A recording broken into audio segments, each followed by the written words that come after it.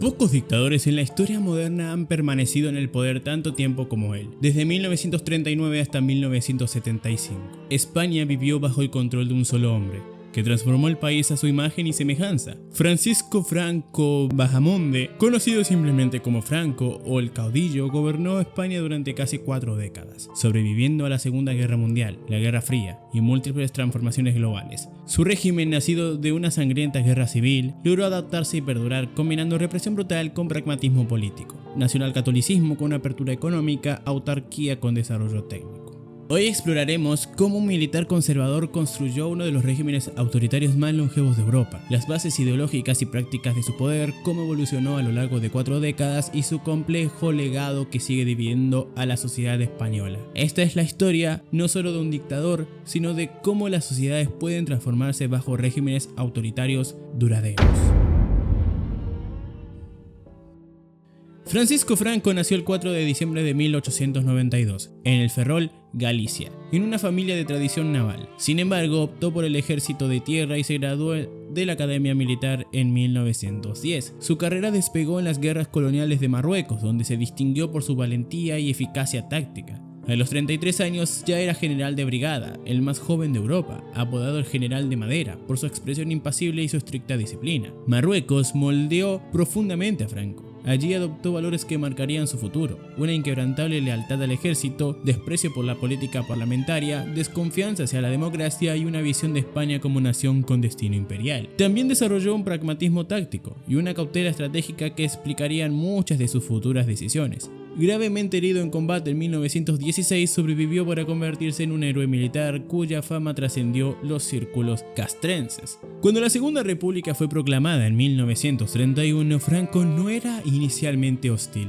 aunque recelaba de las reformas sociales y la reducción del ejército. Fue nombrado director de la Academia Militar de Zaragoza, pero tras manifestar su desacuerdo con algunas políticas republicanas, fue relegado a puestos menores. A medida que la República se polarizaba entre izquierdas y derechas, Franco se fue acercando a posiciones conservadoras, alarmando por los disturbios anticlericales y las reformas agrarias militares. El punto de inflexión fue la Revolución de Asturias de 1934, un levantamiento de mineros socialistas que Franco ayudó a sofocar con tropas coloniales marroquíes. La brutal represión le ganó el odio de la izquierda y la admiración de la derecha. Para 1936, tras la victoria electoral de Frente Popular, coalición de izquierdas, diversos grupos conspiraban para derrocar al gobierno republicano. Inicialmente cauteloso, Franco finalmente se unió en la conspiración que desembocaría en la Guerra Civil Española.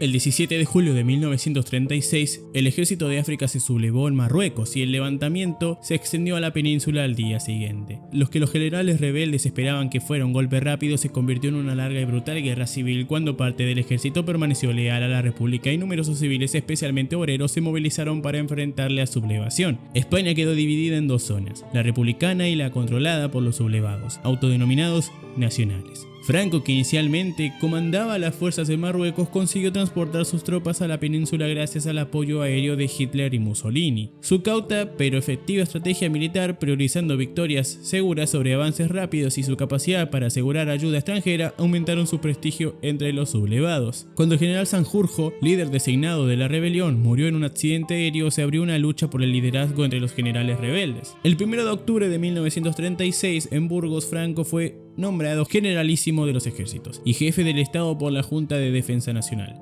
una coalición de generales rebeldes. Este nombramiento, que se suponía temporal hasta la victoria, fue hábilmente consolidado por Franco como permanente. Reunió bajo su mando todos los poderes militares y políticos y comenzó a construir un culto personalista. El naciente régimen combinaba elementos fascistas, monárquicos, católicos y militares tradicionales. La estrategia de Franco durante la guerra fue metódica y despiadada: avanzar lentamente, consolidar posiciones y aplicar una sistemática represión en los territorios conquistados. Rechazó propuestas de mediación internacional, decidido a lograr una victoria total que permitiera la eliminación física o política de sus oponentes. Para 1939, tras casi 3 años de brutal conflicto que dejó más de 500.000 muertos, las fuerzas republicanas se rindieron. El 1 de abril, Franco anunció: la guerra ha terminado.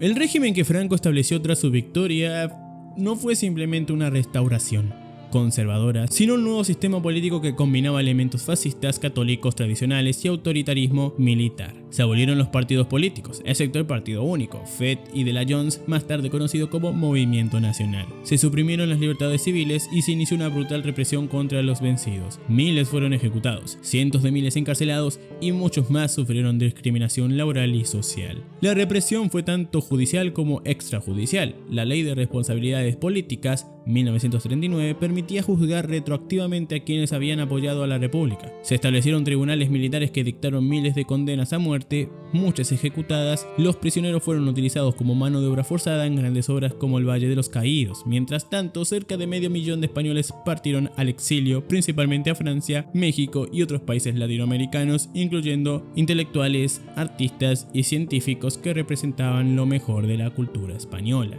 Durante la Segunda Guerra Mundial, Franco declaró la no beligerencia de España, aunque envió la División Azul de voluntarios a luchar junto a los nazis contra la URSS. Ideológicamente cercano a las potencias del eje, mantuvo una ambigua neutralidad que evitó la intervención directa, movido por el pragmatismo y la debilidad económica española. Mientras tanto, el país sufría los llamados años del hambre, con racionamiento de alimentos básicos, mercado negro y miseria generalizada, agravados por la política económica autárquica del régimen que aisló a España del comercio internacional. Tras la derrota del eje en 1945, el régimen franquista quedó internacionalmente aislado. La recién creada ONU recomendó la retirada de embajadores y España fue excluida del Plan Marshall y de las organizaciones internacionales. El régimen explotó este aislamiento para reforzar su discurso nacionalista, presentándose como víctima de una conspiración judeo-masónica comunista. Internamente, Franco comenzó a reducir la visible influencia fascista, destacando más el carácter católico y anticomunista de su gobierno para hacerlo más aceptable en el nuevo contexto internacional.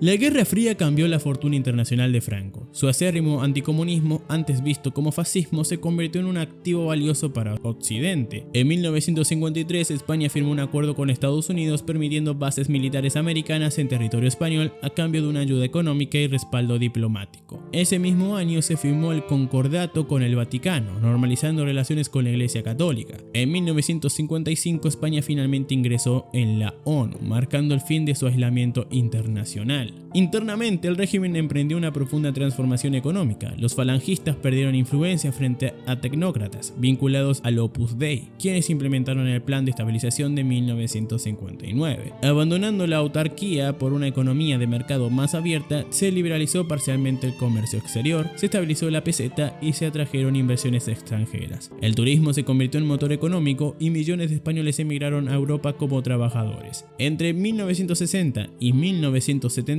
España experimentó un crecimiento anual medio del 7%, uno de los más altos del mundo, conocido como el milagro económico español. Este desarrollo económico generó profundos cambios sociales. Millones de españoles emigraron del campo a las ciudades, formándose una nueva clase media urbana. El acceso a la televisión, los electrodomésticos y eventualmente los automóviles transformó la vida cotidiana. El contacto con turistas extranjeros y los emigrantes que regresaban de Europa introdujo nuevas ideas y costumbres. La sociedad española se hacía más moderna, secular y consumista, en contradicción cada vez mayor con las estructuras políticas autoritarias y la moral tradicional católica promovida oficialmente. Franco demostró una notable capacidad de adaptación, sin renunciar a los pilares básicos de su poder: ejército, iglesia, represión de la oposición. Modificó la apariencia externa del régimen para hacerlo aceptable internacionalmente. Pasó de la retórica imperial y fascista de los primeros años a presentarse como un centinela de Occidente frente al comunismo, y finalmente como un abuelo bonachón que había traído la paz y el desarrollo. Esta flexibilidad pragmática, manteniendo un núcleo autoritario inmutable, explica en parte la longevidad del régimen. En los años 60, consciente de su mortalidad, Franco comenzó a preparar la continuidad del régimen. En 1967 promulgó la Ley Orgánica del Estado, que culminaba la institucionalización del sistema, separando formalmente las jefaturas del Estado y del gobierno. En 1969, tras largas vacilaciones, designó al príncipe Juan Carlos de Borbón, nieto de Alfonso XIII, como su sucesor a título de rey, saltándose al legítimo heredero Juan de Borbón. El almirante Carrero Blanco, mano derecha de Franco, fue nombrado presidente del gobierno en 1973, aparentemente asegurando la continuidad del franquismo sin Franco. Pero el régimen enfrentaba crecientes desafíos. En las universidades, los estudiantes protagonizaban protestas cada vez más politizadas. El nuevo movimiento obrero organizado en las comisiones obreras desafiaba al sindicalismo vertical franquista con huelgas masivas. La oposición democrática se reorganizaba en el interior. La Iglesia Católica, tras el Concilio Vaticano II, se distanciaba gradualmente del régimen. Y en 1968 surgió ETA,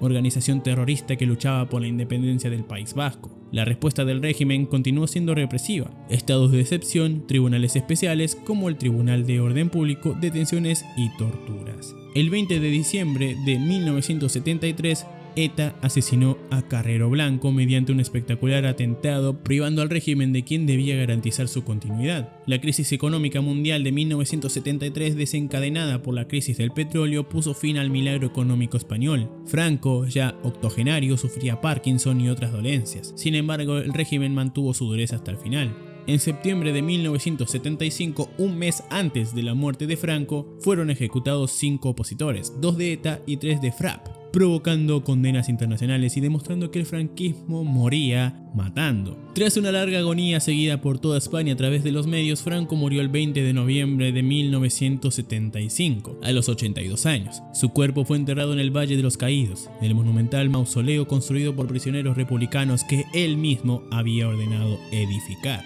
Juan Carlos I fue proclamado rey 2 días después. Terminaban así 40 años de dictadura personal, una de las más longevas de Europa. Sin embargo, el sistema franquista había diseñado cuidadosamente su propia transición y muchas de sus estructuras y personal permanecerían durante el proceso de democratización.